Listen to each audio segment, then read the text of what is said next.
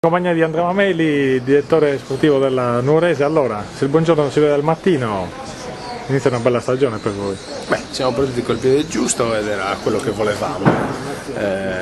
Devo dire che il Budusò si è presentato in formazione abbastanza rimaneggiata e quindi il risultato è molto largo. Bene.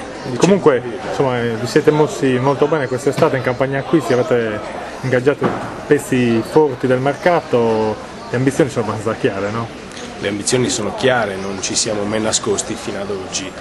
A Nuoro si viene per fare solo un risultato, soprattutto in queste categorie. Siamo in promozione e dobbiamo riportare la squadra e la società lì dove gli compete e quindi l'ambizione è assolutamente quella di vincere. Ecco, quando si deve ricostruire dopo il professionismo non è facile anche chiedere ai giocatori magari di venire qui a Nuoro, anche se insomma il nome della Nuorese è sempre importante.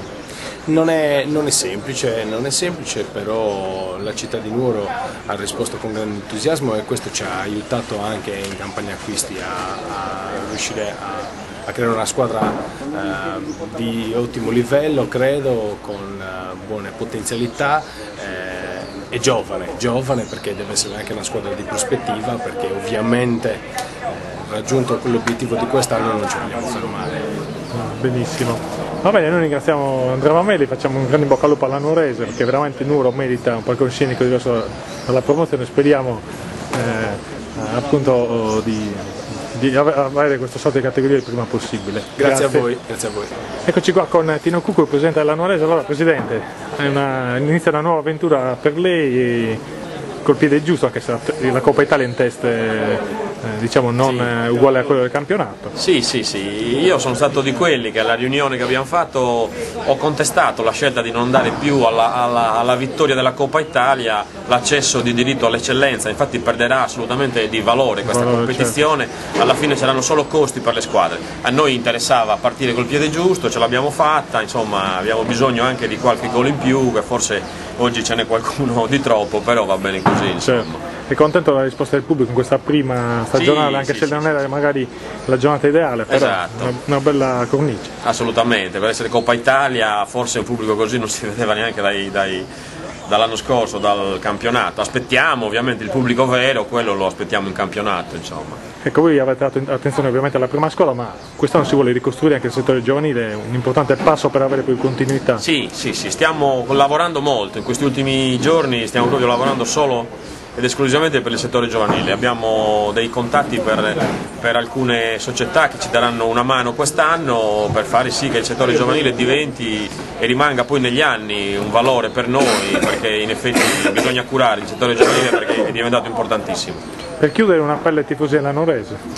Sì, ci devono sostenere, dobbiamo, come abbiamo fatto noi, io in primis, voltare pagina, dimenticare quello che è stato, guardare avanti e stringere i denti e spero che lo facciano anche i nostri tifosi.